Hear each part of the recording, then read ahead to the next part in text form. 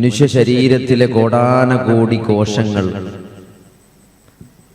39 trillion കോശങ്ങൾ കൊണ്ടാണ് മനുഷ്യനെ സൃഷ്ടിച്ചിട്ടുള്ളത്.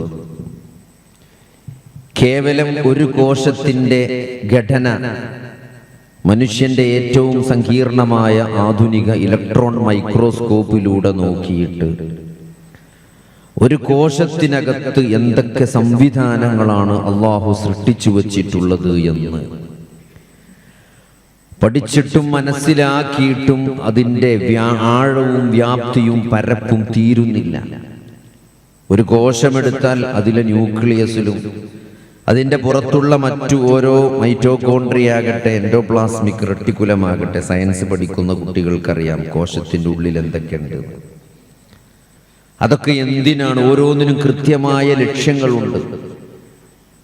അതിസങ്കീർണമായ മനുഷ്യൻ എന്ന സൃഷ്ടി, 39 ട്രില്യൺ കോശങ്ങൾ കൊണ്ട് സൃഷ്ടിച്ചിരിക്കുന്ന മനുഷ്യൻ അല്ലെ? മനുഷ്യന്റെ മുടി, പുരികം, ഇതോരോന്നും നിങ്ങൾ പുരികെടുത്തിട്ട് മുറിച്ചിട്ട് നിങ്ങൾ പരിശോധിച്ചാലും, നിങ്ങൾ രോമെടുത്ത് മുറിച്ചാലും, മീശെടുത്ത് മുറിച്ചാലും, കണ്ണിന്റെ പുരികെടുത്ത് വെച്ചാലും ഇതൊക്കെ ഏകദേശം ഒരേപോലെയാണ്. അതിൻ്റെ സ്ട്രക്ചറെല്ലാം ഒരേപോലെയാണ്. പക്ഷേ മുടിയും മീശയും ഒക്കെ അങ്ങനെ വളർന്നുകൊണ്ടേയിരിക്കും. പുരികം, രോമൊന്നും ഒരു പരിധി വിട്ട് വളരൂല. അപ്പൊ അതിന്റെ വളർച്ചയെ നിയന്ത്രിക്കുന്നത് ആരാണ്? അതൊക്കെ അതിന്റെ കോശങ്ങളിലുള്ള ന്യൂക്ലിയസിലുള്ള DNA-യിൽ കോഡ് ചെയ്തിട്ടുണ്ട് എന്നാണ്. അപ്പൊ ഇത്രയും സങ്കീർണമായ സൃഷ്ടിപ്പ് നടത്തി ഓരോന്നിനും എന്തുകൊണ്ടാണ് അത് അങ്ങനെ? അത് ഇന്ന കാരണം കൊണ്ടാണ്. അങ്ങനെ മനുഷ്യന്റെ ശരീരത്തിലുള്ള ചെറിയ ചെറിയ കാര്യങ്ങൾക്ക് പോലും കൃത്യമായ ലക്ഷ്യങ്ങളും ഉദ്ദേശങ്ങളുമുണ്ട്. എന്നിട്ട് മനുഷ്യൻ എന്ന സങ്കീർണമായ ഈ ജീവിക്ക് മാത്രം, അവന്റെ ജീവിതത്തിന് മാത്രം ഒരു ലക്ഷ്യവുമില്ല, ഒരു ഉദ്ദേശവുമില്ല എന്ന് പറയുമ്പോൾ നിങ്ങളെ നാം വെറുതെ സൃഷ്ടിച്ചതാണെന്ന് നിങ്ങൾ വിചാരിക്കുന്നുണ്ടോ? അന്നമാ ഖലഖനാകും ഹബസ, നിങ്ങൾ വെറുതെ സൃഷ്ടിക്കപ്പെട്ടതാണെന്ന് നിങ്ങൾ വിചാരിക്കുന്നുണ്ടോ എന്ന് അല്ലാഹു സുബ്ഹാനഹു വ തആല ഖുർആനിൽ ചോദിക്കുന്നുണ്ട്. ജീവിച്ചങ്ങോട്ട് മരിച്ചു പോകാൻ വേണ്ടിയാണോ നമ്മളെയൊക്കെ സൃഷ്ടിച്ചത്? അല്ല, നമ്മുടെ ജീവിതത്തിന് കൃത്യമായ ഒരു ലക്ഷ്യമുണ്ട്. ഏറ്റവും വലിയ ദുരന്തം എന്ന് പറയുന്നത് ആ ലക്ഷ്യം മനസ്സിലാക്കാതെ ഒരാൾ ജീവിക്കണം. അതാണ് ഒരു മനുഷ്യന്റെ ജീവിതത്തിലെ ഏറ്റവും വലിയ ദുരന്തം. ഞാൻ എന്തിനു വേണ്ടിയാണ് സൃഷ്ടിക്കപ്പെട്ടത് എന്ന് കൃത്യമായി മനസ്സിലാക്കാതെ ഒരാൾ ജീവിക്കുക എന്ന് പറഞ്ഞത് അത് വലിയ കഷ്ടമാണ്, അല്ലേ? ഒരു എന്തിനപ്പോ നമ്മൾ തിരുവനന്തപുരത്തേക്ക് ഒരു പേപ്പർ ശരിയാക്കാൻ വേണ്ടി ചെന്നിട്ട് നമ്മൾ ശരിയാക്കാൻ വന്നത് ആ പേപ്പറിനെ പറ്റി നമ്മൾ യാതൊരു വിചാരമില്ലാതെ അതിൽ തിരിഞ്ഞു കളിച്ച് മൃഗശാലയും കാഴ്ചമംഗളാവൊക്കെ കണ്ട് മ്യൂസിയൊക്കെ കണ്ട് നടന്നാല് എന്താണ് അവസ്ഥ? അതേപോലെയാണ് സഹോദരങ്ങളെ, നമ്മുടെ ജീവിതത്തിന് കൃത്യമായ ഒരു ലക്ഷ്യമുണ്ട്. ആ ലക്ഷ്യം അല്ലാഹു സുബ്ഹാനഹു വ തആല കൃത്യമായി പഠിപ്പിച്ചിട്ടുണ്ട്. കുൻതും ഖൈറ ഉമ്മത്തിൻ ഉഖ്രിജത് ലിന്നാസ് തഅ്മുറൂന ബിൽ മഅറൂഫ് വതൻഹൗന അനിൽ മുൻകർ വതുഅ്മിനൂന ബില്ലാഹ്. കുൻതും ഖൈറ ഉമ്മ, കുൻതും ഖൈറ ഉമ്മ, നിങ്ങളാണ് ഏറ്റവും നല്ല സമൂഹം. ഈ മനുഷ്യനെ സൃഷ്ടിച്ച, ഈ പ്രപഞ്ചത്തെ സൃഷ്ടിച്ച, കോടാനകോടി സൃഷ്ടിജാലങ്ങളെ സൃഷ്ടിക്കുകയും അതിനെ നിയന്ത്രിക്കുകയും അതിനാവശ്യമായ സകല സംവിധാനങ്ങൾ രൂപപ്പെടുത്തുകയും അതൊക്കെ നിലനിർത്തിക്കൊണ്ടുപോരുകയും ഒരു പ്രത്യേക സമയം വരുമ്പോൾ അതെല്ലാം നശിപ്പിക്കുകയും ചെയ്യുന്ന സർവ്വലോക രക്ഷിതാവായ ജഗന്നിയന്താവായ അല്ലാഹു സുബ്ഹാനഹു വ തആല മനുഷ്യരിൽ ചില ആളുകളോട് പറയാണ്, തെരഞ്ഞെടുക്കപ്പെട്ട ചില ആളുകളോട്, കുൻതും, നിങ്ങളാണ് ഖൈറ ഉമ്മ, ഖൈറ ഉമ്മ, ഈ ഉമ്മത്തിലെ ഏറ്റവും ഖൈറായ മനുഷ്യർക്ക് വേണ്ടി രംഗത്ത് കൊണ്ടുവപ്പെട്ട ഏറ്റവും ഉത്തമ സമുദായമാണ് നിങ്ങളെന്ന്. സഹോദരങ്ങളെ, അതൊരു അലങ്കാരമല്ല, അതൊരു ഉത്തരവാദിത്തമാണ്. അതൊരു ഉത്തരവാദിത്തമാണ്. എന്താണത്? തഅ്മുറൂന ബിൽ മഅറൂഫ്, നന്മ കൽപ്പിക്കുന്ന, സദാചാരം കൽപ്പിക്കുന്ന, നന്മയായിട്ട് നിങ്ങൾ എന്തൊക്കെ മനസ്സിലാക്കുന്നുണ്ടോ, നിങ്ങൾ എന്തൊക്കെ അറിഞ്ഞിട്ടുണ്ടോ, അതെല്ലാം ഈ ലോകത്ത് ഓരോ കാലത്ത് ഓരോ പ്രവാചകന്മാർ കൊണ്ടുവന്നതാണ്. അല്ലേ? മാതാപിതാക്കളെ ബഹുമാനിക്കണം, അയൽവാസിയെ സ്നേഹിക്കണം, കരുണ കാണിക്കണം, അസൂയപ്പെടരുത്, ആക്രമിക്കരുത്, നിങ്ങൾ കൊല ചെയ്യരുത്. ഇതൊക്കെ കൃത്യമായി മനുഷ്യന്റെ ജീവിതത്തിലെ ധാർമ്മിക മൂല്യങ്ങൾ ഓരോന്നും. എന്തിനേറെ സഹോദരങ്ങളെ, വിവാഹം ഇതൊന്നും മനുഷ്യൻ കാലങ്ങളായി റിസർച്ച് നടത്തി കണ്ടുപിടിച്ച ഒന്നല്ല. ഏതെങ്കിലും ആന്ത്രോപോളജിസ്റ്റ് കുറെ നേരം ചിന്തിച്ച് കണ്ടുപിടിച്ചതല്ല വിവാഹം എന്നത്. ഇതൊക്കെ അള്ളാഹു ആകാശ ലോകത്ത് നിന്ന് വഹിയായിട്ട് പ്രവാചകന്മാരിലൂടെ പ്രായോഗികമായി മനുഷ്യനെ പഠിപ്പിച്ച കാര്യമാണ്. അല്ലെ? നിങ്ങളിപ്പോ നിയമനിർമ്മാണം നടത്തുമ്പോൾ നമ്മൾ ബ്രിട്ടീഷ് നിയമമാണ് നോക്കിയത്. അല്ലെ? ഇവിടെ ബ്രിട്ടീഷുകാര് ഭരിച്ചത് കൊണ്ട് നമ്മൾ ലോയുടെ പുസ്തകം എഴുതിയപ്പോൾ പല നിയമങ്ങളും ബ്രിട്ടീഷുകാരൻ്റെത് കടമെടുത്തതാണ്. അങ്ങനെ ലോകത്ത് ഓരോ നിയമ സംഹിതകൾ, ഓരോ നീതിന്യായ വ്യവസ്ഥകൾ രചിക്കപ്പെട്ടപ്പോഴും അതിലൊക്കെ നന്മയായിട്ട്, അതിലെല്ലാം നന്മ സ്വാധീനിച്ചിട്ടുണ്ട്, നീതി സ്വാധീനിച്ചിട്ടുണ്ട്. അതൊക്കെ കാലാകാലങ്ങളിലായിട്ട് പ്രവാചകന്മാർ വേദഗ്രന്ഥങ്ങളിലൂടെ, പഴയ നിയമം തൗറാത്തിലും ഇൻജീലിലും ഖുർആനിലുമൊക്കെ അള്ളാഹു പഠിപ്പിച്ച ധാർമ്മിക മൂല്യങ്ങൾ തന്നെയാണ് സഹോദരങ്ങളെ ഇന്നും നന്മയായിട്ട് ജനങ്ങൾ മനസ്സിലാക്കുന്നത്. അപ്പോ ആ നന്മ കൽപ്പിക്കുന്ന ആളുകൾ, തക്മുറൂന ബിൽ മഅറൂഫ്, സദാചാരം കൽപ്പിക്കുന്ന, നന്മ കൽപ്പിക്കുന്ന, നന്മയെ സ്നേഹിക്കുന്ന, നന്മയോട് താല്പര്യം കാണിക്കുന്ന, നന്മക്ക് വേണ്ടി നിലകൊള്ളുന്ന ആളുകൾ. പിന്നെ വതൻഹൗന അനിൽ മുൻകർ, അവിടെ അവസാനിക്കുന്നില്ല. നന്മ മാത്രം പോരാ, തിന്മയെ വിരോധിക്കണം, ദുരാചാരങ്ങളിൽ നിന്ന് മാറി നിൽക്കണം. ഇത് ദുരാചാരമാണ്, ഇത് തെറ്റാണ്, ഇത് വലിയ തിന്മയാണ് എന്ന് അത് ചൂണ്ടിക്കാട്ടുവാനും തടയാൻ കഴിയുന്നിടത്ത് തടയുവാനും ഒരു വിശ്വാസി തയ്യാറാകേണ്ടതുണ്ട്. അപ്പോഴാണ് കുൻതും ഖൈറ ഉമ്മ, നിങ്ങളാണ് ഏറ്റവും നല്ല സമൂഹം, നിങ്ങളാണ് തെരഞ്ഞെടുക്കപ്പെട്ട ഏറ്റവും നല്ല സമൂഹം എന്ന അള്ളാഹുവിന്റെ അലങ്കാരത്തിന് നമ്മൾ അർഹരാകുന്നത് ആ ഉത്തരവാദിത്തം നമ്മൾ നിർവഹിക്കുമ്പോഴാണ്. അതുകൊണ്ടാണ് നമ്മൾ മുസ്ലിം എന്നറിയപ്പെടുന്നത്. അല്ലേ? അതുകൊണ്ടാണ് നമ്മൾ മുസ്ലിം എന്നറിയപ്പെടുന്നത്. സൂറത്തുൽ ഹജ്ജിന്റെ അവസാനത്തിൽ ഹുവജ്തബാകും വമാ ജഅല അലൈക്കും ഫിദ്ദീനി മിൻ ഹറജ് മില്ലത അബീകും ഇബ്രാഹിം ഹുവ സമ്മാകുമുൽ മുസ്ലിമീന മിൻ ഖബ്ലു വഫീ ഹാദാ ലിയകൂന അർ-റസൂലു ഷഹീദൻ അലൈക്കും വതകൂനു ശുഹദാ അലന്നാസ് فأقيموا الصلاة وآتوا الزكاة واعتصموا بالله هو مولاكم فنعم المولى ونعم النصير എന്ന സൂറത്തുൽ ഹജ്ജിന്റെ അവസാനത്തെ ആയത്ത്. സഹോദരങ്ങളെ, അതൊന്ന് അർത്ഥമറിഞ്ഞുകൊണ്ട്, ആശയമറിഞ്ഞുകൊണ്ട്, അതിന്റെ ഗാംഭീര്യം മനസ്സിലാക്കിക്കൊണ്ട് അത് നമ്മൾ ഓതിയാൽ നമ്മൾ ആരാണ് എന്ന് നമുക്ക് മനസ്സിലാകും. ഹുവജ്തബാകും, അതിന്റെ ഓരോ വാക്കും എത്ര കൃത്യമായിട്ടാണ് അല്ലാഹു പറഞ്ഞത്. ഹുവജ്തബാകും, അവനാണ് നിങ്ങളെ തെരഞ്ഞെടുത്തത് എന്നാണ്. ഇജ്തബ എന്ന അറബി പദത്തിന് ഇസ്തഫ എന്ന അർത്ഥം കൊടുത്തായിട്ട് കാണാൻ പറ്റും. പക്ഷേ ഖുർആൻ ഇസ്തഫ എന്ന് വേറെ സ്ഥലത്ത് പറഞ്ഞിട്ടുണ്ട്. ഖുർആന് വേണമെങ്കിൽ ഇസ്തഫ എന്ന് പറയാമായിരുന്നു, പക്ഷേ ഇവിടെ ഇജ്തബ എന്നാ പറഞ്ഞത്. അർത്ഥം നോക്കിയാൽ ഇസ്തഫ ഇജ്തബയൊക്കെ ഒരേ അർത്ഥമാണ് കാണുക, പക്ഷെ വ്യത്യാസമുണ്ട്. ഇസ്തഫ എന്ന് പറഞ്ഞാൽ തെരഞ്ഞെടുക്കപ്പെട്ടവനാണ്. മുസ്തഫ, മുഹമ്മദ് മുസ്തഫ നബി സല്ലല്ലാഹു അലൈഹി വസല്ലമ തെരഞ്ഞെടുക്കപ്പെട്ടവനാണ്. പക്ഷെ ഇജ്തബ എന്ന് പറഞ്ഞാൽ അർഹനായവരെയാണ് തെരഞ്ഞെടുക്കുക. അർഹതയുള്ള ആളെ തെരഞ്ഞെടുക്കണീനാണ് ഇജ്തബ എന്ന് കറക്റ്റായിട്ട് ഉപയോഗിക്കുക. ഇജ്തബാക്കും, അവൻ നിങ്ങളെ തെരഞ്ഞെടുത്തിരിക്കുന്നു. എന്തിന്? വമാ ജഅല അലൈക്കും ഫിദ്ദീനി മിൻ ഹറജ്, ഈ മതത്തിൽ യാതൊരു പ്രയാസവും അല്ലാഹു നിങ്ങൾക്ക് ഉണ്ടാക്കിയിട്ടില്ല എന്നാണ്. മതം എളുപ്പമാണ്, അല്ലേ? മതം എളുപ്പമാണ്. എന്ത് നിങ്ങൾ ഒരു മഴ പെയ്താല്, ആ അറേബ്യ മരുഭൂമിയിൽ നല്ലൊരു മഴ പെയ്താല് നമസ്കാരം ജമ്മു ചെയ്യാൻ പറ്റുമായിരുന്നു. കാരണം വാദിയിലൂടെ വലിയ മലവെള്ളം ഒലിച്ചു വരും, ആളുകൾ അപകടത്തിൽ പെടും. പ്രയാസം ഉണ്ടായാല് ജമ്മു ചെയ്ത് നിസ്കരിക്കാം. ഒരു അസുഖം വന്നാല് നമുക്ക് ജമ്മു ഒതുണ്ടാക്കാൻ പ്രയാസാണ്, അല്ലെ? കുറെ ട്യൂബ് എന്തൊക്കെ ആയിട്ട് കിടക്കുകയാണെങ്കിൽ നമസ്കാരം ജമ്മു ചെയ്ത് നിർവഹിക്കാം.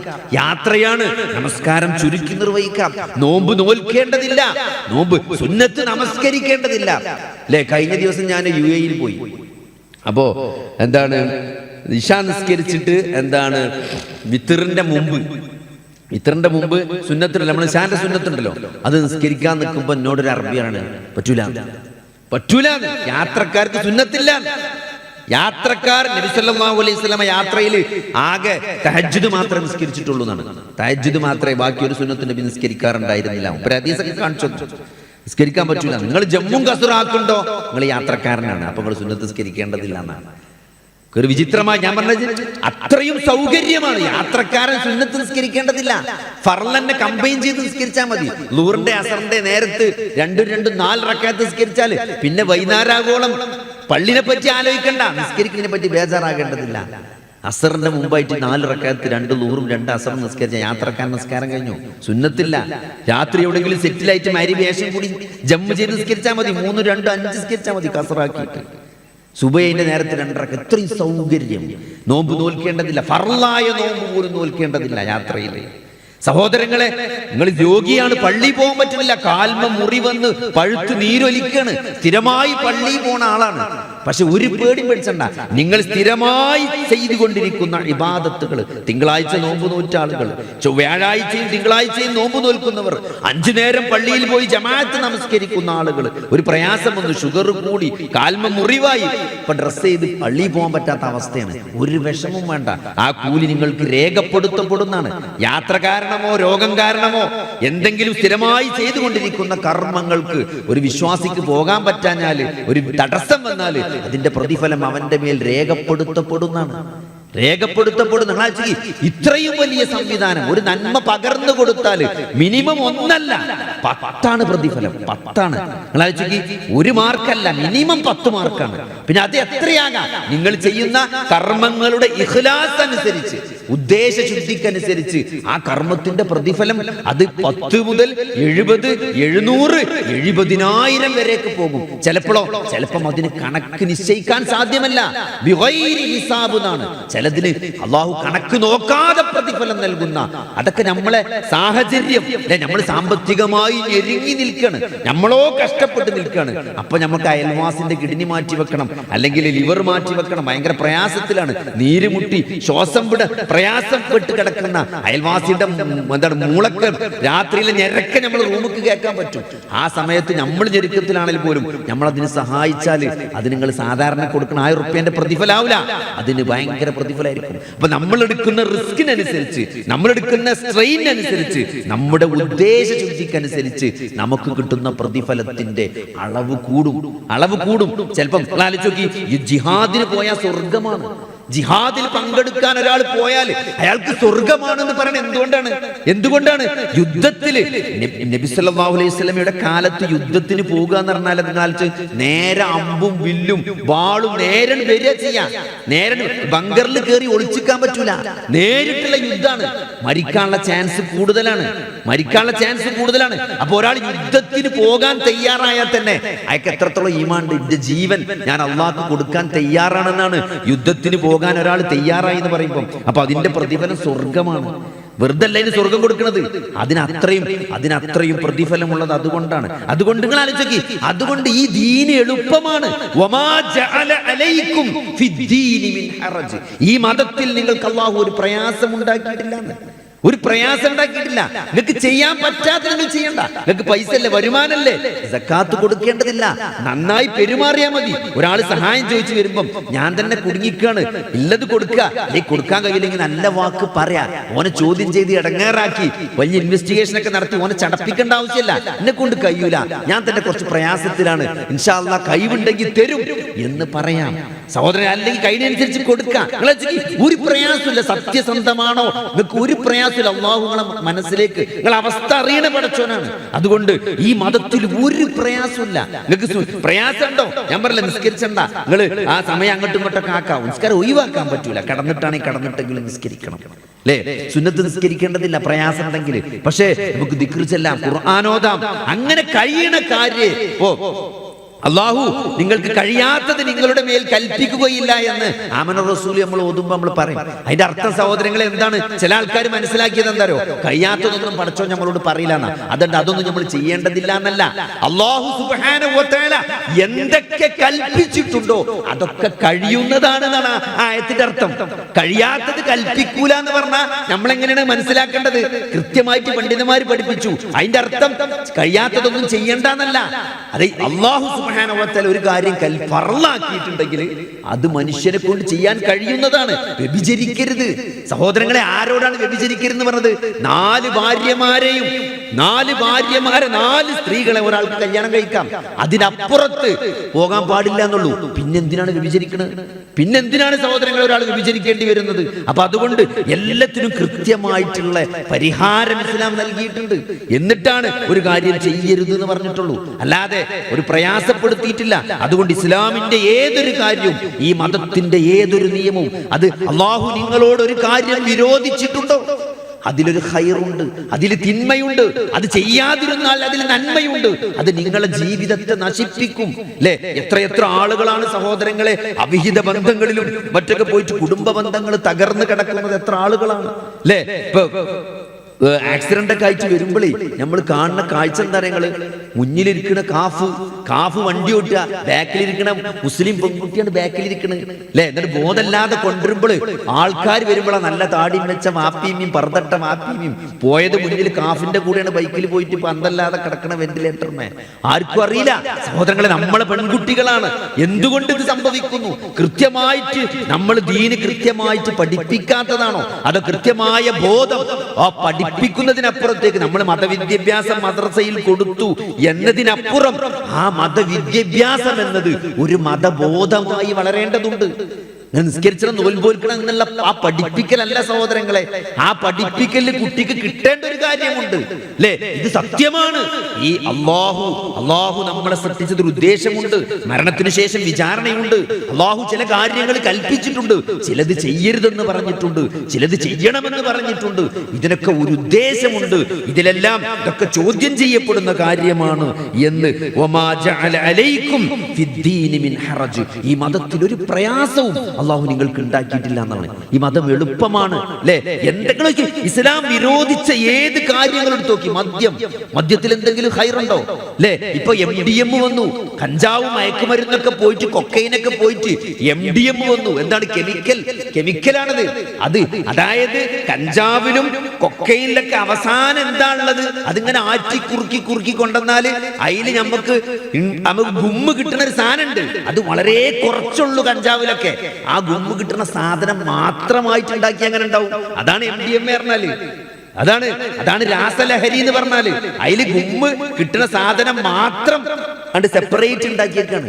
എന്നിട്ട് അത് അടിക്കണ ആൾക്കാര്, അത് കിട്ടുന്ന സന്തോഷങ്ങൾ അത് അടിക്കണ ആൾക്കാരോട് ചോദിച്ചാൽ മനസ്സിലാകും.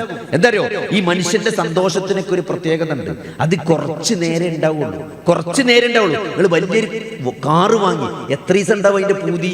അതിൽ കുറച്ച് ദിവസം നിൽക്കുള്ളൂ. വാങ്ങണോട് കൂടി അതിന്റെ ഗുമ്മ് പോകും. അതിന്റെ അപ്പുറത്തെ വണ്ടി വേറെ ഇറങ്ങും അല്ലേ. അതാണ് മനുഷ്യന്റെ സന്തോഷത്തിന്റെ പ്രത്യേകത. ഈ ദുന്യവിയായ ഏതെങ്കിലും സാധനത്തോട് നമുക്കൊരു അറ്റാച്ച്മെന്റ് വന്നിട്ട് അതിൽ നമ്മൾ സന്തോഷം കണ്ടെത്തുകയാണെങ്കിൽ അത് തികച്ചും താൽക്കാലികമായിരിക്കും. അത് കുറച്ചു നേരെ നിൽക്കുള്ളൂ. അത് കഴിഞ്ഞാൽ നമുക്ക് വേറെ ഇതിനോട് താല്പര്യം വരും.